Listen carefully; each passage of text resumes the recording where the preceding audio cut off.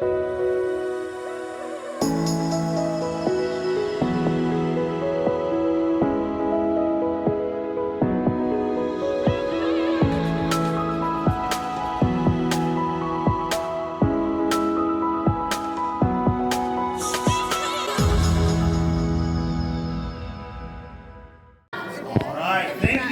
evening. Thank you. My name is Bob Tarter. I'm with Animalogy. If you have ever seen me give a wildlife program before, raise your hand, please. Good. We like repeats. Hands down. If you have ever seen me give a wildlife program, you know we're going to have a good time. You don't believe me? You can ask me. I'll tell you all about it. Now, whenever we have a wildlife program, it doesn't matter how many people we have. For those of you that are old enough and becoming long enough, I've now owned and operated my company for over 17 years. I now personally travel over 10 states. I visit roughly 350 schools during the school year. During the summer, I can't get to all the venues that want to host me, and we hire other programmers. Usually, it's teachers on break. You can make more money with me than you can teaching. Sorry, you get paid like dirt, not my fault. Now, whenever we have a wildlife program, it doesn't matter how many people we have.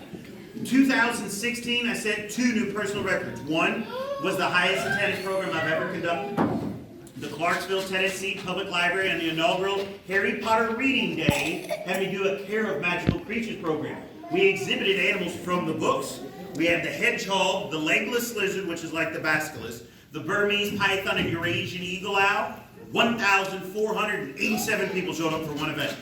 I did not charge nearly enough for that one. They want me back on $3 a head.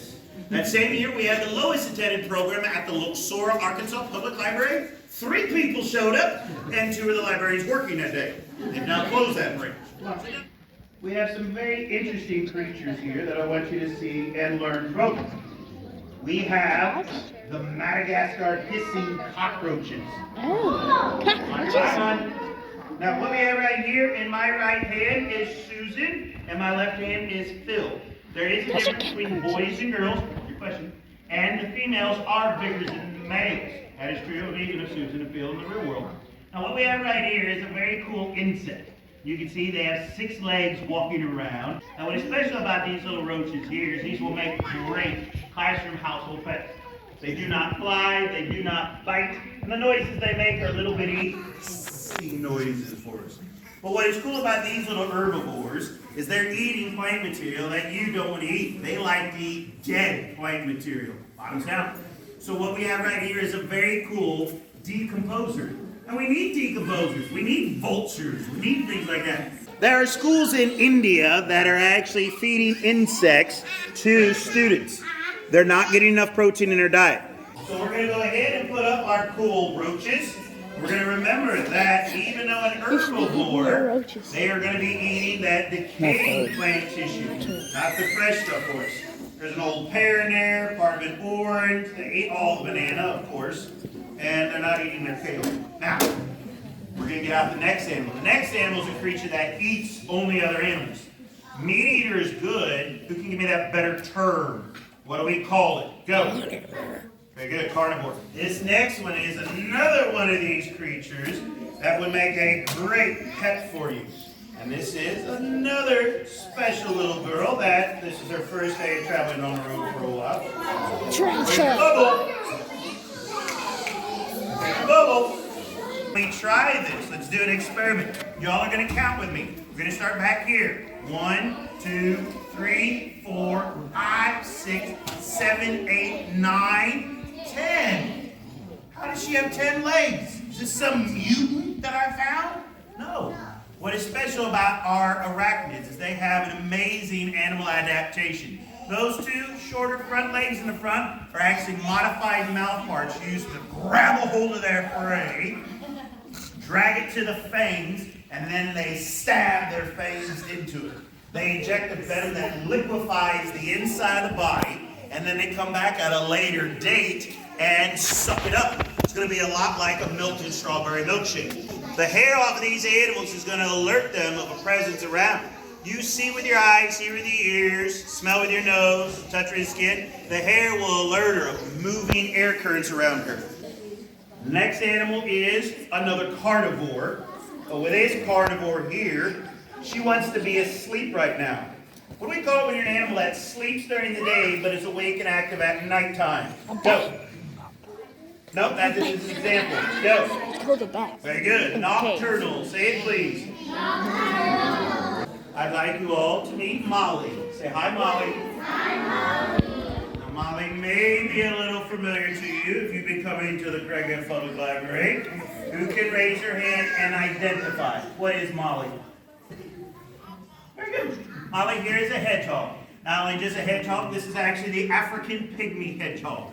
Now, everything in the wild has a job. There's a term for that, niche.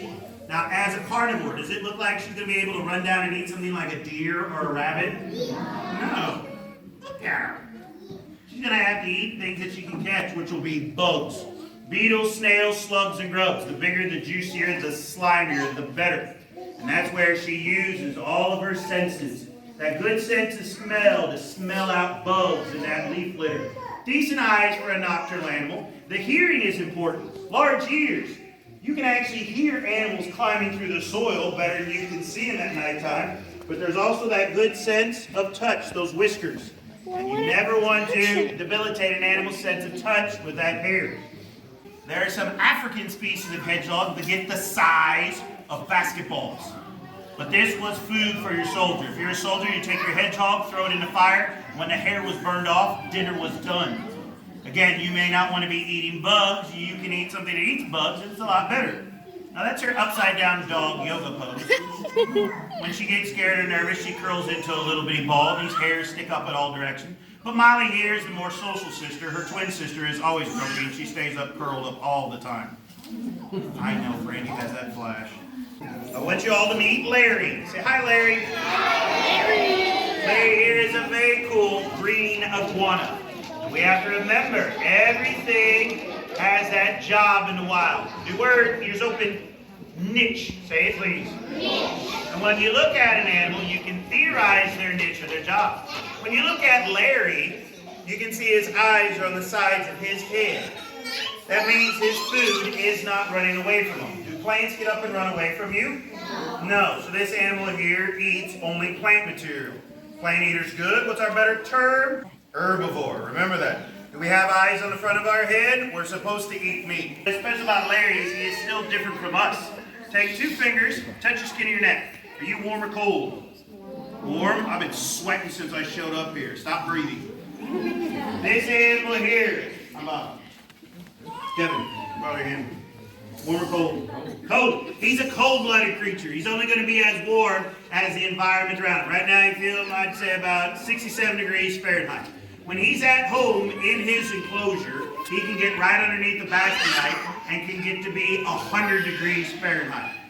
Every time a cold-blooded creature raises that body temperature up 10 degrees, they increase digestion by 4-fold. Think about that with yourself. If you were a cold-blooded animal and you ate 3 meals a day in the middle of winter, come summertime when you're running around outside and body temperature's over 100 degrees, you'd have to eat 164 meals in one day. 1.75 million calories in a 24-hour period. What would you eat? Chocolate, cheesecake, pasta, sticking with bone and ribeye and adult beverages. And he has a third eye on the top of his head. Now, it's not a true eyeball. That little circle right in front of my finger is a light-sensing organ, and that's cool. Larry's high in the tree with a belly full of vegetation, and a predator flies over the top of the head, he will be alerted by that third eye. But when we're doing an indoor program like this, and Larry's cold, I cover up that third eye, he falls right to sleep. Don't you wish your children had the same animal adaptation? Just duct tape a box to the top of their head. Larry. What has happened is the green iguana escaped when warehouses were knocked down in hurricanes in Florida. And these animals have escaped into the wild. Now you all watch Discovery Channel, I'm sure, and all the shows they're showing about these Burmese pythons. They're not as bad as we thought. But these animals here are. As an herbivore, you like to eat the tender plant parts. You're going to be eating the flowers. You eat the flower off of a plant, the plant will not make fruit. Without fruit, we will not have seeds for us. Now, classroom, household, library pet, do not recommend them. These animals here will live 20 years in captivity, 8, 10, 12 feet in length.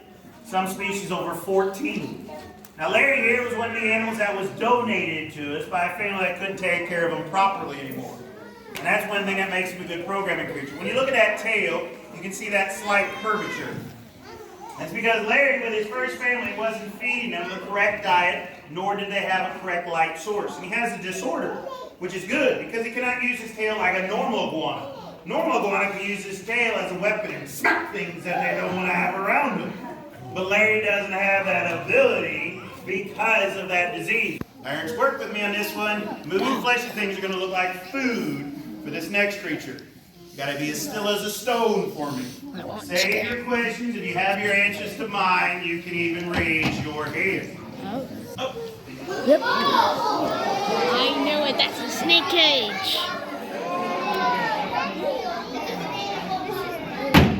I'd like you all to meet Mitch. Say hi, Mitch. Hi, Mitch. Would you describe this as a decent-sized snake? Yeah, it's decent. I got larger pythons at home. What we're looking at here is an albino Burmese Python.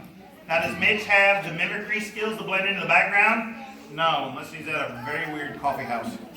What we have right here is an albino. Albinism occurs when you do not have pigment. Pigment gives you color of your skin, the color of your hair, even the color of your eyes, and he doesn't have that. When you look at the pink on the face and the pink of the eye and the pink on the tongue, that is actually blood underneath the surface of the skin. Now, we're going to get started here, and who can tell me the difference between snakes and lizards? What do lizards have that snakes don't? Go. Legs. Lizards have legs, snakes don't. The most common answer, and you're wrong. I told you about that legless lizard at the beginning of that Harry Potter program. Difference between snakes and lizards come down to two important characteristics. We're going to do an observational experiment. Where's your bubble? We're just doing an observation one. Watch. I'm going to take my finger and touch Mitch's eyeball. Can he blink?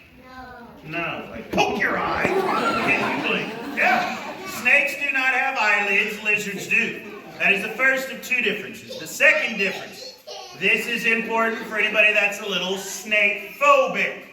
Eyes on me. No. I can get as loud as I would. Does Mitch freak out? No. It's because snakes do not have ears. So if you walk outside your house, you see a snake on the ground, you don't want to get closer to it, you start screaming and hollering. Is that going to do any good? No. You see a snake on the ground, you don't want to get closer to it. The best thing you can do is actually stomp your feet. The ground vibrations will be picked up by these large belly scales, and the snake will just look up and go, oh, look, a human. Because these animals are not here to hurt you. The difference between venomous versus non-venomous. When I was your age, I was taught you had to look at the shape of the head and the pattern on the body. I was taught wrong. The only way you can identify a venomous snake here in this part of North America, do an experiment, look at your neighbor's eyes. What do we call the center part of the eye? Pupil. The pupil. What is the shape of your neighbor's pupil? Circle. Look at Mitch's. Is it a circle? An oval. Very good. If you are here in North America and you're worried about a snake being venomous, the only way you can tell is look at the pupil. If it is circle like ours, you're looking at a non-venomous snake. Don't move, you look like food. But what you have to understand, if you are here in North America and you see a snake and the pupil is an oval, you're looking at a venomous snake. Now I know what y'all are thinking. You're looking at me going, Bob, whenever I see a snake, I don't want to get close enough to look at the pupil. I get as close as the garden hose gets. But what you have to understand, venomous or not, all our snakes want to do is eat mice, moles, voles, and rats. Good thing or bad thing? Good thing. Second leading cause to structural fires in Arkansas is rodent damage. Venomous snake species. We have 3 of them that can be found here. Even if you get bit by a venomous snake, it's not going to kill you. North American wildlife that causes most human fatalities. Bees. Bees, wasps, and hornets. If you get stung, you go into anaphylactic shock, you don't have your EpiPen, you are dead before EMS can even show up. Number 2 wildlife that causes most human fatalities. Deer. Now the entire time we've had Mitch, has he freaked out or gotten nervous? No. Can we say the same for everybody in the audience? No. All Mitch has been doing is sticking out that tongue. Why is he sticking out that tongue? What is he doing? Taste. Try an experiment. Underneath the black tablecloth, I brought a surprise. Stick your tongue out at it. Can you taste the chocolate chip cookies I have for you? Wait, what? No. No, this is a joke. I didn't bring it. You don't get a cookie. These animals here will take that large forked tongue, flick it through the air, pull it to the inside of their body. Let's do a snake selfie. Venomous or not, all our snakes are trying to eat is those mice, moles, voles, and rats. Now, boys and girls, ladies and gentlemen, raise your hand if you like my job. Good, hands down. Raise your hand if you're interested in getting a job like mine. Good, hands down. If you want to get a job like mine, you have to do well in school. You have to do well in school to go to high school, work hard in high school, to go to college, work extremely hard in college to get a job. Most importantly, you cannot get in trouble for drugs, alcohol, or crime. These do not lead to anything good in life. If you do get in trouble for it, you'll not be able to have the permits to have these animals. Now, I love my job. It's a great job. Everybody thinks that teaching the little ones is the best part of my job. It's not. Some people think it's raising animals. How many of y'all remember a baby kangaroo wearing a diaper hopping around a couple years ago? Good. Toby's doing fine, fully retired on our farm in Middle Tennessee. I love raising animals. That's still not the best part. Think of this though. The best part of my job is every day I get paid to aggravate teachers, principals, wonderful librarians wearing the color that makes the best color. Sorry. We get to take our beautiful little creature here. Right shoulder, left shoulder. Embrace the inner Brittany. Drop a shoulder and stick out the hip. If the tail goes between your legs, it's going to feel weird. Now, what we have to think about with these animals is you get scared and nervous and scream like a little girl. Is this going to do anything different? No. That's because our snakes do not have ears for us. Now, I talk fact, not Facebook fiction. Give her a hand, please. I did it! I had a snake around me and I peed on it. The longest snake known to man is the reticulated python. The reticulated python that we have on record is over 36 feet in length. The green anaconda can weigh up to 200 pounds. They get that big because they use the buoyancy of the water. You take a great white shark out of the water, put it on land, it'll be dead in a few minutes. They need that buoyancy. But the heaviest snake known to man in captivity was the Burmese Python. Her name was Baby. She lived in a certain park outside of Chicago, Illinois, 26 years old, 28 feet long, and weighed over 400 pounds. I'd like you all to meet Patrick. Say hi, Patrick. Patrick here is a very interesting looking South American mammal. This is the Patagonian cavy. Patagonian cavy, also known as the Patagonian hare, also known as a dillaby. Now, when we're looking at here is a very interesting mammal. There are 4 characteristics that make mammals mammals. Name me them. Give me one characteristic mammal. You're sitting on the floor. I'll treat you like a kid. Mammals, milk. What about milk? Can we milk They you? are, yeah, they are. Help him out. He wasn't participating. Mammals feed their babies milk. Patrick here doesn't really need his baba anymore, but it makes it a very positive experience in the program for us. Now, what's another characteristic of a mammal? Give me another characteristic. Go. Very good. You didn't hatch out of an egg. Did your mother cut off a thumb and you grow from that? No. You were all born alive as babies. And when you all were born alive as babies, you'd be a lot cuter to me than you are now. True, babies don't talk back. You'll see this behavior. Sometimes you'll take those 2 front feet and hold it up. The milk is so thick when they're newborns that the young actually have to help the mother let it down. They'll take those 2 front feet and hit the mammary gland to help the milk let down. You see that on goats. You'll see that on other animals. For them, the milk is as thick as Greek yogurt. Give me another characteristic. Go. There you go, warm-blooded. Take 2 fingers, touch your skin. Are you warm or cold? Warm. We are warm-blooded. Now, when we get hot, we sweat. Now, I know ladies don't sweat, but you glow, glisten, sprint, sparkle, shimmer, and shine. And I had this snake all by you. You do it all at the same time. These animals here are going to be more like a dog, and they will pant when they're hot. So, live birth, mama feed you milk, warm-blooded. What's that last characteristic for us? Who can think of it? What do you got? Mammals have to have hair or fur. Look at me and some of the other dads. Do we always have to have it? The Patagonian cavy is the third largest rodent on the planet. When he's full grown, these males will be about 28 to 32 pounds. Females will be 18 to 22. They're found in Patagonia, from Tierra del Fuego of Brazil all the way down to the coast forests. Now they're unique as a rodent because they are monogamous. They mate for life. If their mate dies, they may not ever find another one again. They mate for life and hang out with the same family group the whole time. They're found in the arid, more dry grasslands. Now you can definitely tell me it's an herbivore. Eyes on the side of the head, large ears to be able to hear that prey, and that good sense of touch force. Now the hide off them is actually a very nice fur form. Now what these guys have been used for is food. You're a South American, a 32-pound rodent that tastes delicious is a food source for you. And that's going to be the key. She got to hold the snake, so you get the cute one. Is these guys here. In South America, this was a very common food staple, as well as using these animals, and that hide. They would make everything from outerwear, buildings, linens, with that beautiful hide for them, as well as this was a food source.